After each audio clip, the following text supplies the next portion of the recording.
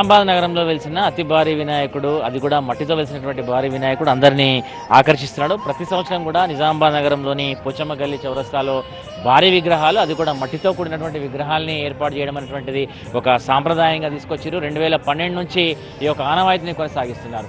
గత సంవత్సరం 57 అడుగుల భారీ వినాయక విగ్రహాన్ని ప్రతిష్ఠించారు. ఈ సంవత్సరం 63 అడుగుల ఎత్తులో అతి భారీ విగ్రహాన్ని, అది కూడా మట్టి విగ్రహం, పూర్తిగా మట్టితో తయారు చేసినటువంటి ఒక భారీ విగ్రహాన్ని ఏర్పాటు చేశారు. ఖైరతాబాద్ గణేష్ విగ్రహం 71 అడుగులు ఉంది. కానీ మట్టితో చేసినటువంటి విగ్రహాల్లో నిజామాబాద్లో ప్రస్తుతం మనం చూస్తున్నటువంటి అతి భారీ వినాయకుడు, దీని బోలాశంకరుని అవతారంలో దర్శనమిస్తున్నటువంటి వినాయకుడిని మనం ప్రస్తుతం విజువల్స్లో చూస్తున్నాము. చెప్పండి, ఎట్లా అనిపిస్తుంది భారీ విగ్రహం? బాగుంది, చాలా బ్రహ్మాండంగా ఎవ్రీ ఇయర్ వస్తారా మీరు ఇక్కడికి? వస్తామండి.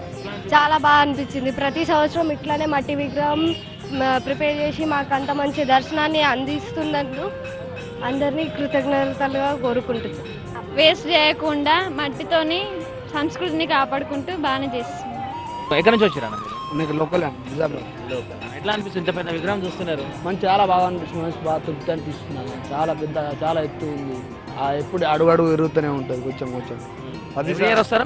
ఎవ్రీ ఇయర్ వస్తాం సార్. ఇక్కడనే లోకలే కదా, ఎవ్రీ ఇయర్ వస్తుంటాం. చాలా బాగుంటుంది. ఇక్కడ అన్నదానం కూడా బాగుంటుంది, ఎప్పుడు పెడతా ఉంటుంది. ఆర్మూర్ నుండి వచ్చినాం. చాలా హైటు, చాలా బాగుంది మట్టి విగ్రహుడుగా. మా విగ్రహంతో పోల్స్తే అంటే చాలా పెద్దగా ఉన్నాయి. ఇది మా విగ్రహం కూడా మంచిగా ఉంటాయి. కానీ మట్టి విగ్రహం పెడితే చాలా మంచిది, కాలుష్యం కూడా తగ్గించినట్టు అవుతుంది. ప్రతిసారి ఇంత భారీ విగ్రహాలు పెడుతుంది. ఇక్కడ ఎక్కువ మంది విగ్రహం చూడడానికి వస్తారు, చాలా దూరం నుంచి విగ్రహం చూడడానికి వస్తారు ఇక్కడికి. చాలా బాగా అనిపిస్తుంది. కానీ ఎవ్రీ ఇయర్ డిఫరెంట్గా చేస్తారు. ఈసారి శివుని టైప్ బాగుంది. లాస్ట్ ఇయర్ పాండురంగం బాగుంది. ఈ ఇయర్ కూడా బాగుంది, చూడడానికి బాగుంది. ఇంకా జనాలు ఇంకా వస్తూ ఉంటారు. కానీ మోస్ట్లీ ఈవినింగ్ చాలా ఫ్యామిలీతో, చాలా పిల్లలతో సరదాగా బాగుంటుంది. ఆకారంలో వినాయకుడు ప్రస్తుతం భక్తులకు దర్శనం ఇస్తున్నాడు. మనతో నిర్వాహకులు ఉన్నారు, వీళ్ళతో మాట్లాడదాం. చెప్పండి, ఏంటి మీకు స్ఫూర్తి ఏంటి? మట్టి విగ్రహాలు, ఇంత భారీ విగ్రహాలు తయారు చేస్తున్నారు. అందరికీ జై గణేష్.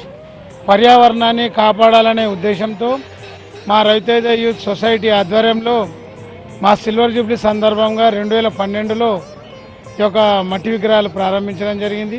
యాక్చువల్గా ఏంటంటే 1987లో మేము మా యొక్క 10 రూపాయలతోటి చాలు చేసిన మా ప్రస్థానం ఇప్పటికి 10 లక్షల వ్యయంతో కొనసాగుతుంది.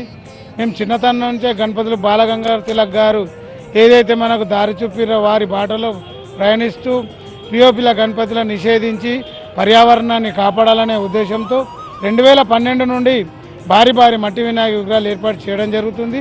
ఇదే విధంగా మేము ఏదైతే మట్టి విగ్రహం పెట్టినామో అప్పటి నుండి కూడా భాగ్యనగరంలో గల ఖైరతాబాద్ గణేష్ కూడా ఇప్పుడిప్పుడు మట్టి విగ్రహం అవుతుంది. అది చాలా ఆనందకరం, స్వాగతిస్తున్నాం. ఎందుకంటే రాబో రోజుల్లో కూడా పెద్ద పెద్ద మండపాలు కూడా ప్రపంచంలో కాదు, ఇండియా లెవెల్లో మొత్తం కూడా భారీ మట్టి వినాయక విగ్రహాలు కాపాడాలి. ఎందుకంటే మనం ఎన్నో సునామీలు ఎన్నో వస్తున్నాయి, ఎన్నో వాతావరణం కలుషితమై ఎన్నో ప్రభావితం చూపుతుంది. కాబట్టి దృష్టిలో పెట్టుకొని మనం మట్టి గణపతులు, ఎందుకంటే ఇంత పెద్ద భారీ మట్టి గణపతి దాదాపు 3-4 గంటల్లోనే నిమజ్జనం అవుతుంది. అదే పిఓపి భారీ మట్టి గణపతులు 2-3 నెలలు అయినా కూడా అది నిమజ్జనం కాదు. ఇప్పుడు మనము ఎగ్జాంపుల్ హుసేన్ సార్ చూస్తున్నాము. హుసేన్ సార్ని ఇప్పుడు మూసేసారు, ఎందుకంటే ఆ వాతావరణం కలుషితం అవుతుంది. కాబట్టి మండపాలు ఉన్న యువకులు కూడా అందరూ ఒక అభివృద్ధి తెచ్చుకొని మట్టి గణపతులే పూజించాలని కోరుకుంటున్నాను. ఈ విగ్రహానికి ఎన్ని రోజులు సమయం పట్టింది? కళాకారులు ఎక్కడి నుంచి వచ్చారు? మట్టి ఎక్కడి నుంచి తీసుకొచ్చారు? ఈ విగ్రహం అనేది ఒక చరిత్ర అయిపోయింది. ఎందుకంటే 15 ఆగస్టు రోజు ప్రారంభించిన భూమి పూజ ఇప్పుడు 21 రోజుల్లో ఈ యొక్క ఇంత భారీ మట్టి వినాయక విగ్రహం చేయడం చాలా గొప్ప. మాకంటే ఏంటంటే 16 మంది కళాకారులు, ఇంకో 2 అడిషనల్, మొత్తం 18 మంది కళాకారులను రెయిన్బోలో శ్రమించి ఇక్కడ చేయించడం జరిగింది. రాబో రోజుల్లో కూడా 108 అడుగులు పెట్టి ఒక గిన్నిస్ బుక్ ఆఫ్ రికార్డు నెలకొల్పాలని మా ఒక కోరిక. కళాకారులు ఎక్కడి నుంచి వచ్చారు? నిజామాబాద్ కళాకారుల, స్థానికుల, బయట నుంచి వచ్చారు? లేదు, ఏదైతే కలకత్తా నుంచి తెప్పిన 12 మంది కళాకారులు గత కొద్ది రోజుల్లోనే రెయిన్బోలు శ్రమించి ఈ యొక్క విగ్రహం రూపకల్పన చేయడం జరిగింది.